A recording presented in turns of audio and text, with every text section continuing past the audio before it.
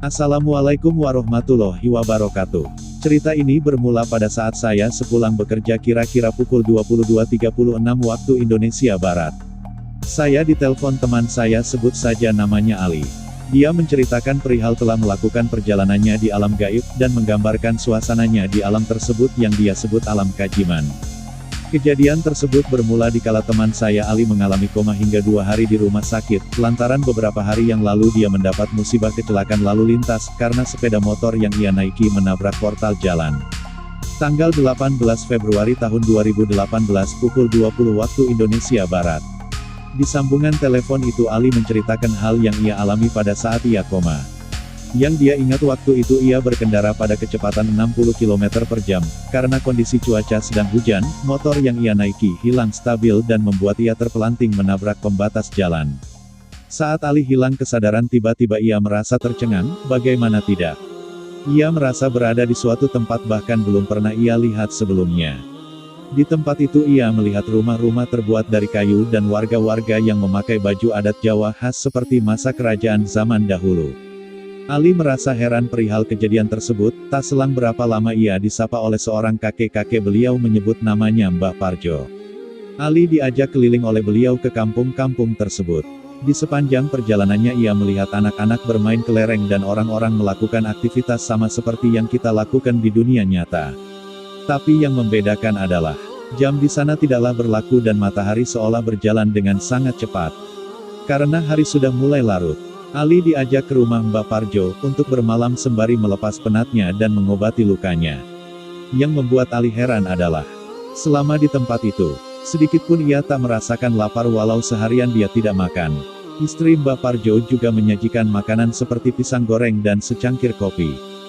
Tapi Mbah Parjo tak membolehkan Ali menyantap makanan tersebut. Waktu malam sudah mulai datang, Mbah Parjo mengajak Ali untuk melihat pertunjukan gamelan di balai desa itu. Lagi-lagi Ali merasa heran. Bagaimana tidak, semua pemain gamelan itu dan para penonton seolah tak memiliki ekspresi senang sedikit pun, yang ada di raut wajah mereka seolah menghayati setiap alunan nada yang dimainkan para pemain gamelan. Suara seolah-olah sunyi, hanya suara bunyi musik gamelan itu yang terdengar di telinga Ali. Ali tak berani menanyakan kepada Mbah Parjo perihal yang ia rasakan. Karena rasa penasaran itu seolah tertutup oleh rasa takut. Setelah cukup lama Mbah Parjo pun mengajak Ali pulang ke rumah untuk beristirahat. Sesampainya di rumah Ali langsung istirahat dan tak berkata apapun. Saat ia terbangun di pagi harinya, ia kaget, ia tak mendengar suara bercengkrama, bahkan ia coba mencari Mbah Parjo juga tak ada di rumah. Akhirnya ia punya inisiatif untuk keliling kampung untuk mencari beliau.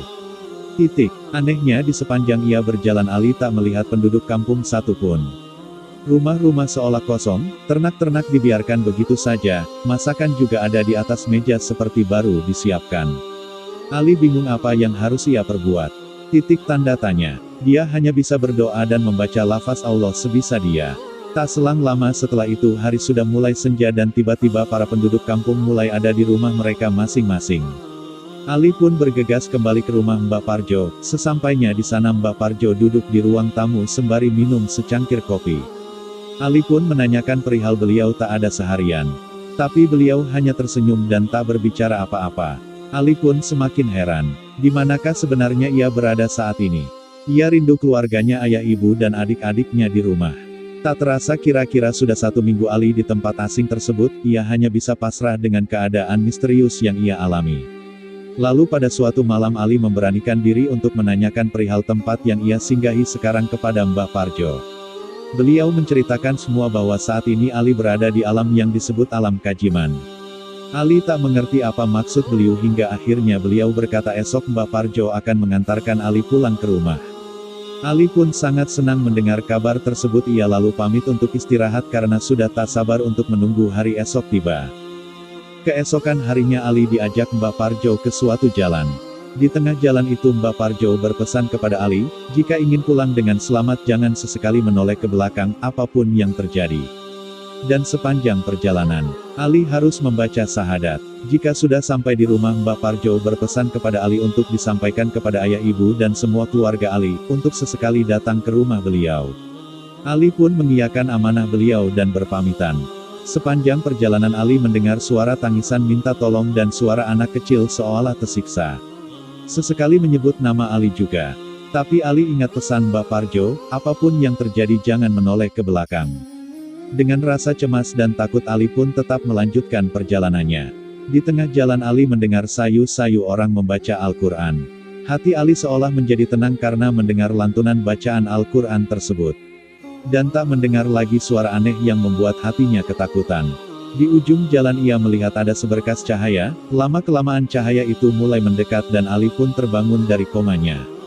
Ia merasa kaget karena tiba-tiba ia sudah berada di sebuah kamar gawat darurat di salah satu rumah sakit swasta di Blitar.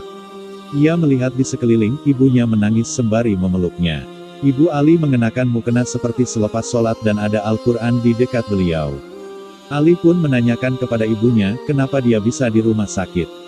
Lalu ibunya menjawab, bahwa Ali beberapa hari yang lalu mengalami kecelakaan yang membuat tangan dan kakinya mengalami patah tulang, dan harus dibawa ke rumah sakit hingga membuatnya koma 2 hari. Ali pun terkejut mendengar apa yang diucapkan ibunya. Seolah tak percaya bahwasanya seingat dia berada di tempat yang disebut Mbak Parjo, alam kajiman itu sudah 1 minggu lamanya. Entah apa yang telah terjadi, Ali pun tak tahu. Ali pun mencoba menceritakan perihal apa yang ia alami selama ini kepada ibunya, dan menceritakan bahwa dia bertemu dengan seorang kakek bernama Mbak Parjo. Ibu Ali langsung terdiam mendengar nama yang disebutkan Ali tersebut. Lalu ibunya berkata kepada Ali, bahwasanya Mbak Parjo adalah kakek Ali. Beliau adalah ayah dari ibu Ali yang sudah meninggal 28 tahun yang lalu, karena sakit asma.